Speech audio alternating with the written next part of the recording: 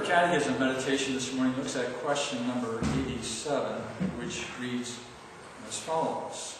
What are we to believe concerning the resurrection?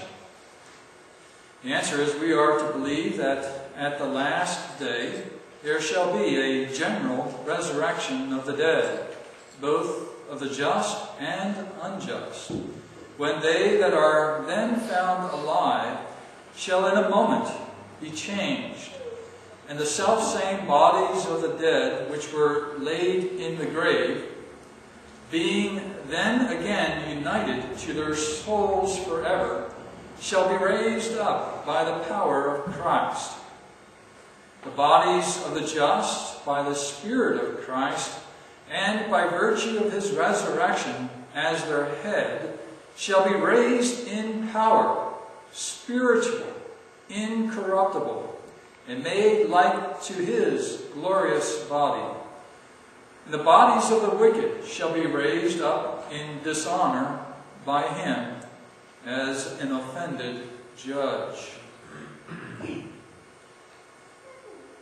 The resurrection that the Catechism has in mind here is that final resurrection on the last day. When we look at the parables of Jesus and the instructions that he gave with regard to that time, we see that time and time again the resurrection is being pictured as occurring all at once.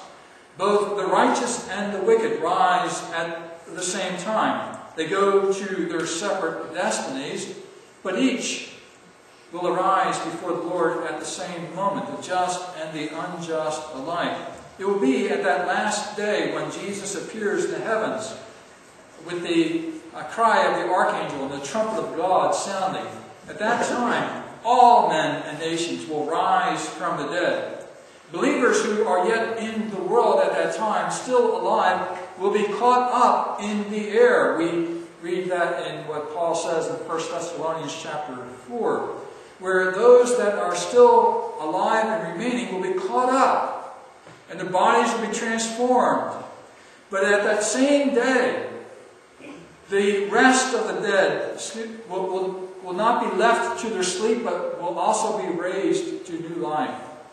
The bodies of the dead will be joined with their souls and given to their eternal destinies.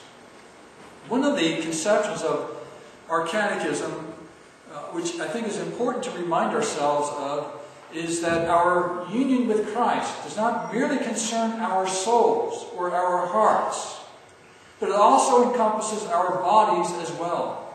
Our whole nature is united to Christ. That's why when he suffered in this world, he did not simply suffer mental anguish, feelings of sorrow and pain, but he suffered as a man with a human body. That body had to die, and in that body he rose from the dead.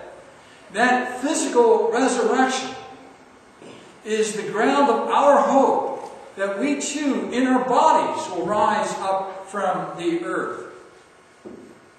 Some discount the idea of a bodily resurrection of Jesus from the grave. They suggest that he rose spiritually, or he rose in the minds and hearts of his people as we remember him. He still lives in our hearts.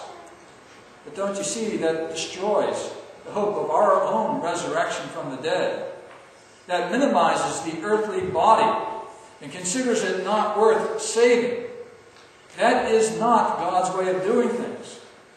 He saves the whole man, and indeed all of creation takes part in that great grand end of human history. And so we do not share the vision of like the movie Cocoon, where we just rise up in spirits off into another world, or some of these other scientific films where our evolutionary process takes us to a position of light.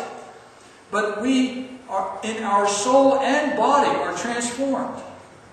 This very same physical body that you have, get used to it, you'll see it again. At the same time, the body will be transformed.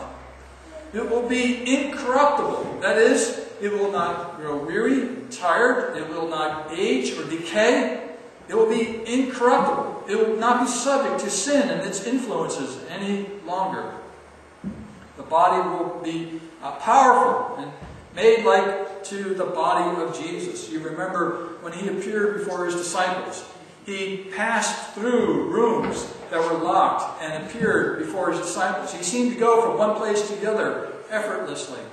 Similarly, when we are raised in glory, we too shall have wonderful new bodies. They are spiritual bodies, not in the sense that they are no longer physical, but they are inhabited by the Spirit. They are caught up in this new spiritual realm.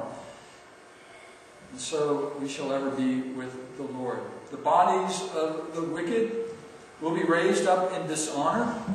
Again, they will be joined with their souls, and body and soul will be cast into hell to suffer the torments of the wrath of God. So what will happen at the resurrection? We don't look for several stages of the resurrection, a rapture of the church, and then a period of time when then there will be a second resurrection, and then perhaps after that a final resurrection of some. No, one resurrection at the end of history. And at that time, the just go to their everlasting salvation, and the wicked pass to their judgments.